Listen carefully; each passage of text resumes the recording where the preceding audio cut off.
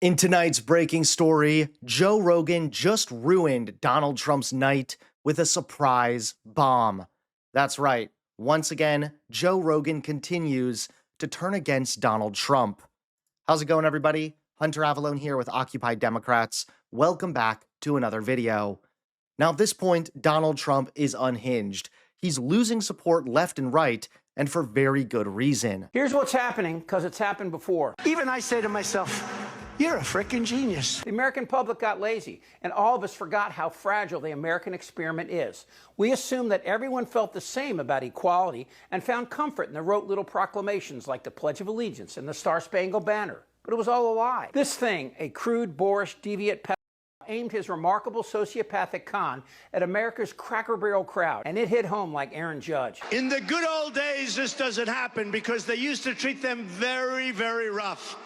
And when they protested once, they would not do it again so easily. Man-titties tapped into our differences, and with the help of Putin and an assortment of Republicans, divided the U.S. in half. Suddenly, in less than 8 years, we're on the verge of losing everything. Not just the elections that Trump is already targeting, but the very freedoms we once embraced. Just like we did with cartels, we're going to take the same approach, President Trump, with Antifa. Destroy the entire organization. That is Pam Bondi, implying that Antifa will be treated as terrorists, meaning executed, which is pretty f***ed up on quite a few levels. Because first, there is no Antifa. It's not an organization with an address and a website. They don't even have emails. Antifa is a loose cadre of American citizens organizing to fight fascism. They protest loudly and with conviction, but unlike ICE, they aren't dragging citizens off the street and throwing them in foreign prisons. And still, Trump pretends to be this big negotiator. Well, how come he can't make a deal with the Democrats? For me, Brett, this isn't a game. I don't care about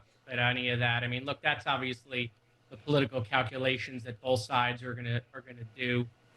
For me, it's about paying our troops, making sure that they don't miss a paycheck. Our Coast Guard, they don't miss a paycheck. Our TSA, our federal workers don't miss a paycheck. This is something that we've seen before, right? We had shutdowns in the first Trump administration done by the Republicans over healthcare.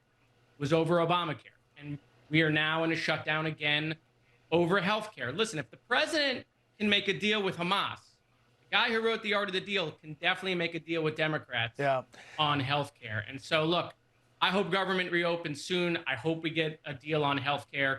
Everybody, including Marjorie Taylor Greene, is talking about how healthcare costs are going up. We have to figure out how to tackle that. This is... And now Joe Rogan just ruined Trump's night with a surprise bomb. That's right. First, it started off when Joe Rogan issued some brutal criticism about Trump. Please click that like button and subscribe to Occupy Democrats so that you can stay informed and help us stop Donald Trump.